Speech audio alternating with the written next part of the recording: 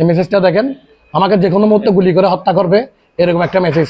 চট্টগ্রামের দোহাজারীতে দোহাজারী শাহী জামে মসজিদের নির্মাণাধীন ভবনের উন্নয়নের জন্য ৫ লাখ টাকা প্রদানের একটি ভিডিওকে কেন্দ্র করে সংবাদ প্রকাশের প্রতিবাদে সংবাদ সম্মেলন করেছে দোহাজারী পৌরসভা যুবদল। শুক্রবার বিকেলে দোহাজারী পৌরসভার যুবদলের কার্যালয়ে সংবাদ সম্মেলন অনুষ্ঠিত হয়।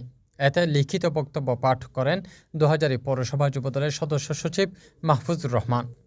বিভিন্ন গণমাধ্যম ও সামাজিক যোগাযোগ মাধ্যমে দোহাজারী শাহী জামে মসজিদের নির্মাণাধীন ভবনের জন্য মসজিদ কমিটিকে নগদ ৫ লক্ষ টাকা প্রদানের একটি ভিডিওকে উদ্দেশ্য প্রণোদিতভাবে সম্প্রতি সময়ের নির্বাচনী টাকা লেনদেনের ভিডিও বলে নিউজ প্রচার করা হয়, যা অত্যন্ত দুঃখজনক।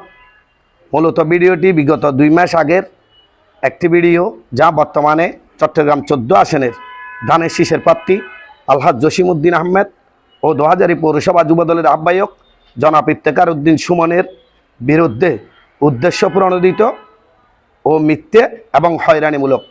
যুবদল নেতারা জানান, এই অনুদানের সঙ্গে নির্বাচনের কোনো সম্পর্ক নেই। ভিডিওটি ধানের শীষের প্রার্থী জসিমউদ্দিন ও দোহাজারী পৌরসভা যুবদলের আহ্বায়ক ইফতেখার উদ্দিন সুমনের বিরুদ্ধে মিথ্যা প্রচার চালানো হচ্ছে। আমার প্রার্থীকে আচরণবিধিতে ফেলার জন্য এই ষড়যন্ত্রে তারা লিপ্ত আছে। CTG post, Chittagong. এর তীব্র নিন্দা ও প্রতিবাদ জানাই।